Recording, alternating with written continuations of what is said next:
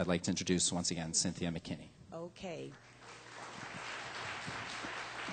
Please come back or stay here all day as I am going to do, but please make sure you come back for the film, the viewing of the film this evening. Now, there have been a lot of people who have done a little bit of work around this issue, a little bit of research. And then there's a few people who have done a tremendous amount of work, and these are the people, some of the people that we have with us here today as panelists. One of those persons that has done great work is Barrie Zwicker. And of course, he would be from Canada, and people are able to view his work there just on a regular basis. It's not such a big thing, but it's a big thing for us here to have The Great Deception, the author of The Great Deception, with us. I sat there enthralled with each and every story that was told. So here to let us know what he has discovered, the ins and outs, and how he put together The Great Deception and the information, the factoids that produced us that great documentary, is Barrie Zwicker himself. So thank you and welcome. Well, thank you very, very much, Cynthia. If I may use your first name. You better. I would not describe myself as a researcher, actually. I don't want to correct your introduction when we're getting along so well, but truly, I think that I see myself as a popularizer. I have done research. I was an investigative journalist for Canada's national newspaper for a time, and all journalism should be investigative. But it turns out, I think, I'm a popularizer. And the voice I will use in my prepared remarks today is different from the voice I would use in the DVD that will premiere tonight, The Great Conspiracy, the 9/11 news special you never saw. Somebody's trying to get my attention. Get sworn in. Oh, yes, that's right. Thank you very much. Do we swear in popularizers? Do you swear to tell the truth to us all here today? I do swear to tell the truth to the best of my ability here today and every day. Thank you very much. That was an interesting diversion. Thank you, audience person. Now, in the interests of not taking other people's time, I will stick pretty closely to my prepared remarks here, which begin this way: history is bunk, said Henry Ford. Interestingly, he was a supporter of Hitler, sending the Führer a birthday gift each year. Another quote: "Those who ignore history are condemned to repeat it," wrote Santayana, whose reputation for thoughtfulness was a little better than Ford's.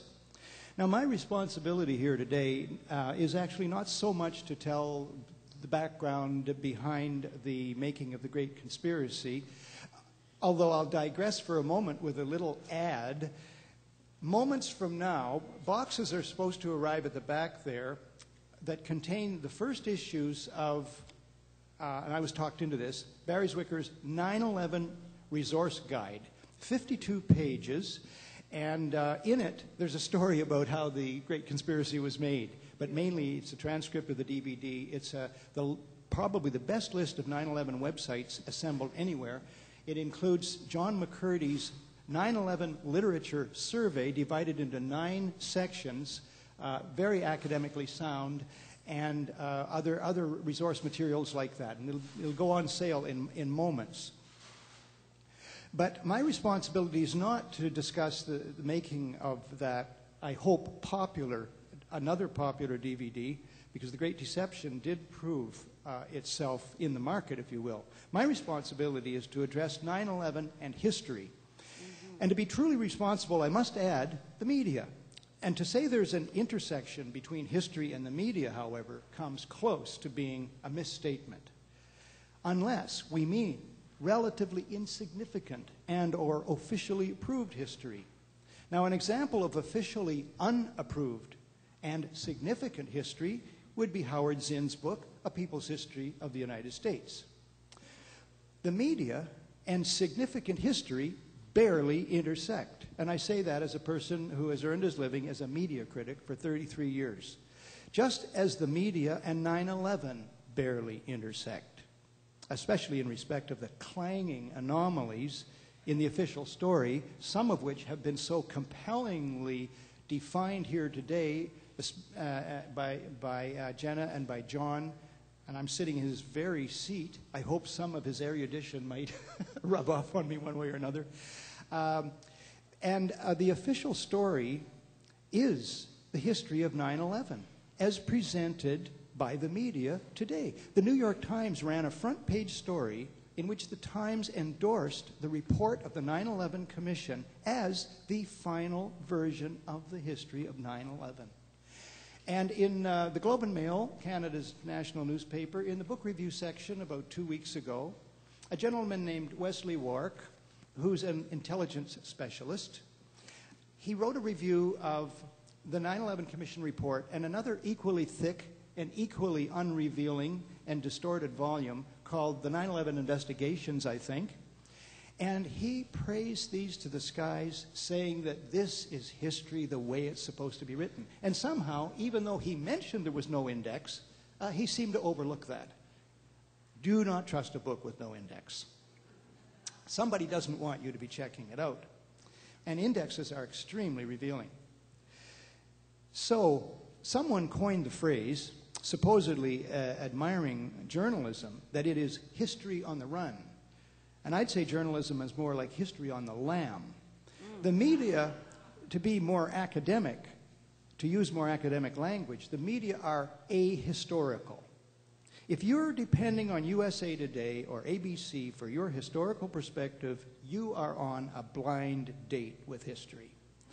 It's not an accident that some of those that some of us respect the most for their questioning of the provenance of 9/11 are historians. I mentioned Howard Zinn. There's also the marvelously well-informed and capable Webster G. Tarpley of Washington, D.C.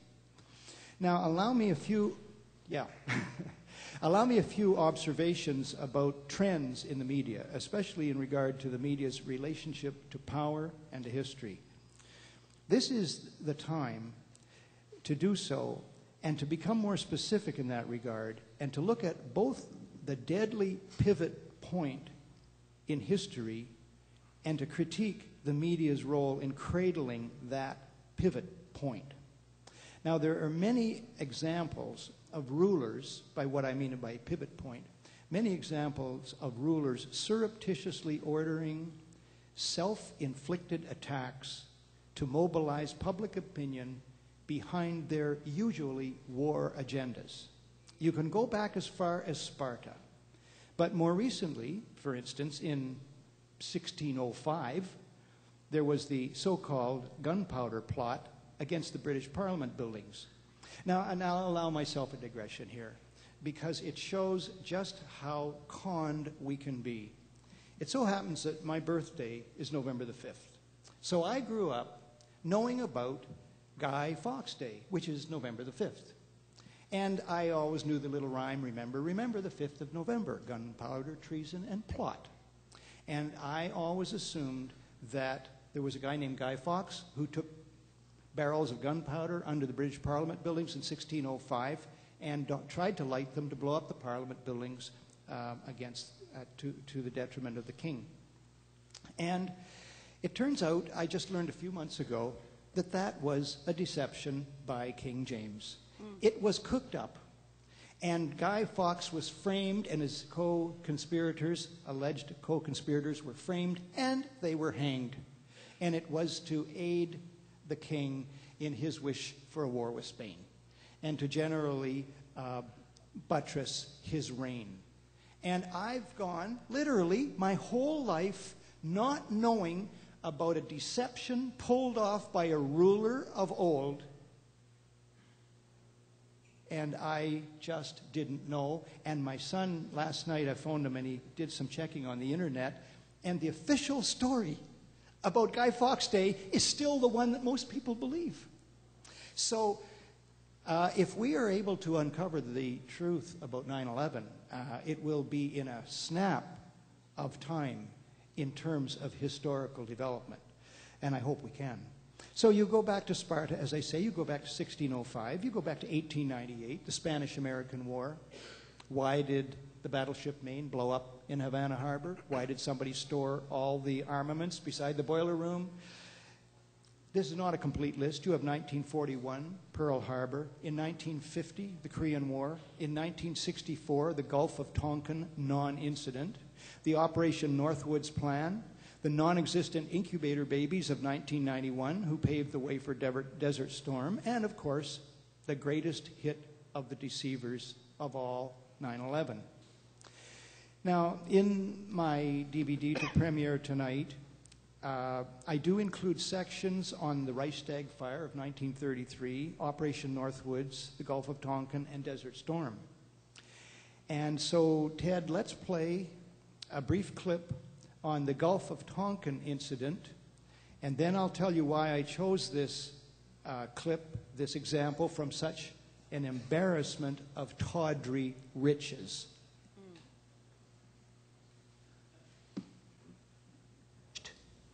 Now, fast forward just 2 years from Operation Northwoods to August 2nd, 1964. In the Gulf of Tonkin, North Vietnamese torpedo boats attack the U.S. destroyer Maddox. The Associated Press story, for some reason, is Dateline Pearl Harbor. The lead: 3 PT boats, identified by Secretary of State Dean Rusk as North Vietnamese, attacked. Later, a second U.S. destroyer is attacked, according to news reports. Although no U.S. sailor suffers a scratch, the American public is outraged. President Lyndon Johnson goes on television to ask the country to support war action. 2 days later, the Tonkin Gulf Resolution is approved by the U.S. House of Representatives unanimously, then by the Senate 88-2. The resolution becomes the entire justification for the United States war against Vietnam. Before that's over, 58,000 American soldiers and 3 million Vietnamese die.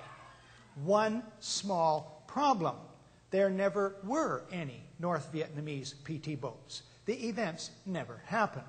As Secretary of State Rusk, the President, and Defense Secretary Robert McNamara well know. They know because they planned the entire deception. One source for this is former Admiral James Stockdale in his book, In Love and War. On the night in question, Stockdale is at the controls of a fighter jet flying cover for the 2 destroyers. He sees nothing. Another source is Ben Bradlee, much respected former managing editor of the Washington Post. Bradlee, in a public lecture in England in April 1987, states, "The facts behind this critically important resolution were quite simply lies." Now, the reason I chose this particular example of state-sponsored war-triggering deception is partly because of one comment made to me personally 2 weeks ago today in Toronto by John Gibson of Fox News.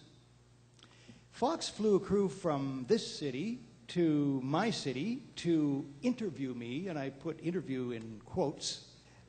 So on September 11th, Fox News is to air a 1-hour documentary on anti-Americanism around the world. I hope someone will tape it. And on that program, unless there is a miracle or a mistake, I will appear playing the role of mincemeat. Fox learned of my miserable existence through Professor Nancy Snow of the University of Southern California. I think it's where she is. She's a friend and colleague. She has co-edited a book to be published shortly titled War, Media, and Terrorism, A Global Perspective. And I contributed an academically sound chapter titled America, the Fourth Reich, which Fox is almost certain to publicize in its own way. In any event, during my being, during my being grilled by John Gibson, he readily agreed, to my surprise, that the Gulf of Tonkin incident was a sham. Now, I can only presume that this was because LBJ, a Democrat, was in the White House at the time. And the only things Fox hates more than terrorist harboring Canadians is Democrats. At the time of the Tonkin Gulf deception, no media questioned the events. And I will digress just one other little time here, and I hope this is not going to sound self-serving. It really isn't intended to be. I remember seeing that headline in the Globe and Mail. You saw it once. Q&A, all right. I remember seeing the headline that was shown in the Globe and Mail, which I was working for at the time, and I remember myself thinking, this is fishy. Now, I don't say that to be self-aggrandizing. I say it because it's a huge mystery. What is it that makes us in this room skeptics? What is it that makes us question things? I haven't found the answer to that. I mean, it isn't sexual orientation, it isn't culture, it isn't race, it isn't religion. I don't know what it is. What is it? Well, anyway, we've got to go to Q&A. I would say the media swallowed the Gulf of Tonkin trick, hook, line, and sinker. I have some generalizations about the media, which could be heard anytime, any day. And I'll move rapidly through to my conclusion. History remains hidden. It is stillborn. And it remains that only the people, we the people, it seems, can force history out into the open, bit by bit. And this is what we're engaged in here today. We, the ruled, must do everything we can that is nonviolent to reveal the tool of grand deceptions wielded by the rulers for the blight on humankind that it is. The day is long past that this murderous ploy should have been removed from the bag of dirty tricks that rulers use to keep populations in line and to line the pockets of the few. Thank you.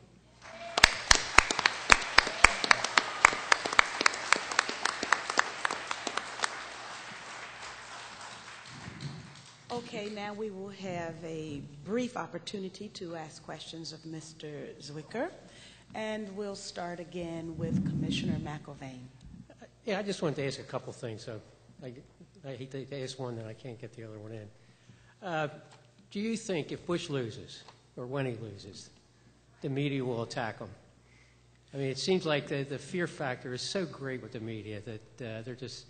But I'm hoping that once he loses, that the gloves come off and we really might get to the truth a lot quicker than like the Warren Commission or something of that sort. And of course, with the internet. Well, Bob, that is really, really a deep and excellent question, because it's true that the media, look at Martha Stewart, the media will attack like a bunch of piranhas when somebody's down and out. So normally they serve power. They reflect and promote, they reflect power and thereby promote it and serve it through servitude, rather than questioning power and thereby serving it through loyal opposition. So they haven't been questioning Bush, needless to say. And if he goes down, yes, they might attack him. There's such a thing as fad journalism, or pack journalism, and they may do that. But I don't know. You're looking at a dynasty there. And I will leave it at that. I mean, all sorts of ideas pop into my mind about whether it would be maybe better if Bush was reelected and make things even worse, which might, in historical terms, speed up the cleanup that we need. I mean, I know that sounds heretical, but anyway, and I don't think I'm alone in thinking that Kerry is much the same. You could put, a cigarette paper between their foreign policies. I just wanted to make a statement. I know I had the quotes in my notes from being down at the commission hearings, but Ben Venice once said during the commission hearings or in the news, whatever, he says, Don't forget, this is an exposition. It is not an investigation. So I think that was a real clue of what the 9/11 Commission was all about. Very revealing. And my last question is, why is it the rest of the world seem to be getting this idea of what's happening in the world, and it's all going in the wrong direction, and yet the people in the United States, I mean, it's that last question you asked, why? What is it in the American public that they don't want to ask these questions? Why are the Europeans, Canadians, or are they? As I say, I won't travel, so. Well, there are distinct differences. 30% of Germans, these are academic, these are proper polls, 30% of Germans, young Germans anyway, believe that the U.S. government had a hand in 9/11, was complicit in it.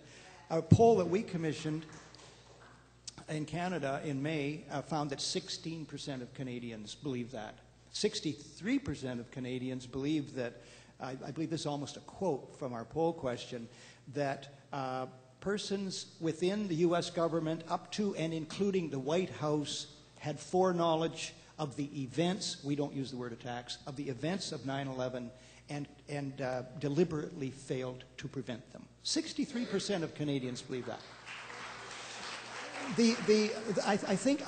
I used to live and work and study in the United States, and I love it. I love it when people call me anti-American. I love it because it just gives me an opening and I demolish them. But because I have so many wonderful friends here, and I have so much respect for all sorts of American traditions. But at the same time, you live in a cocoon here, and it's all got mirrors inside it, and it's all kind of USA is the greatest, and it harms the judgment, and so outsiders can see that. Somebody once said that the 49th parallel, that's the border between USA and Canada, is the longest undefended one-way mirror in the world. And so we see every twitch of the American elephant. And then the American elephant rolls over and the Canadian mouse is squashed.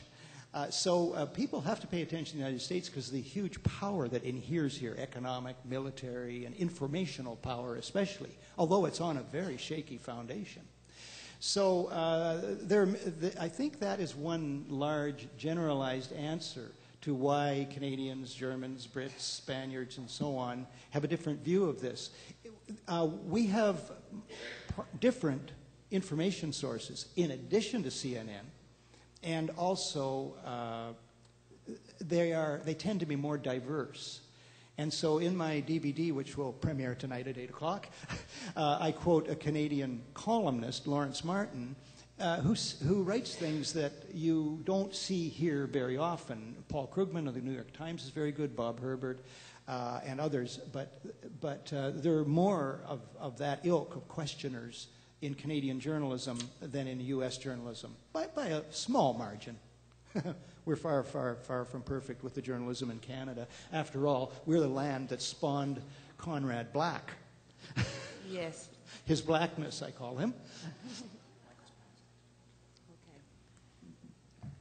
Well, yeah. What about?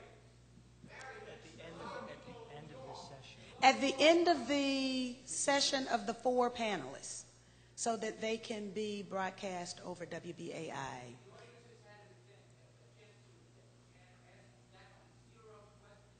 Yes. The audience will ask questions at the end of the presentations of the 4 panelists, which is coming up, and your questions will be broadcast on WBAI. Yeah, that's correct. And we're actually working on WBAI right now. Apparently they gave us their word or said they were going to air the program live, but it's not happening at the moment, so I put a call in. But the plan is originally to have questions at the very end of the program, but we're going to do it both at the end and at the end of this particular sequence of 4 presenters. So let's not waste any more time. Again, this is not a town hall forum. This is a commission hearing, but we are opening up to questions. Cards will be, if they haven't already, been passed out for you to submit those questions. There is a town hall forum, and more questions will be allowed from the public on the 11th, I understand, at the Manhattan and that event is also free. So we need to move on, and I'll just turn it back over to our esteemed chair. I thought the chair had some discretion in this, but obviously we don't. Do you have your cards? Okay, very good. As the presenters make their statements, it would be good for you to write them down, and I make a promise to you that at the end of the presentation of the four panelists, so now the commissioners will not ask questions until after each of the four panelists has made his presentation. Okay, with that we will hear from, because I got a bunch of questions for you, but I will refrain from asking until we have heard from Mr. Springman, who is next. Come on out.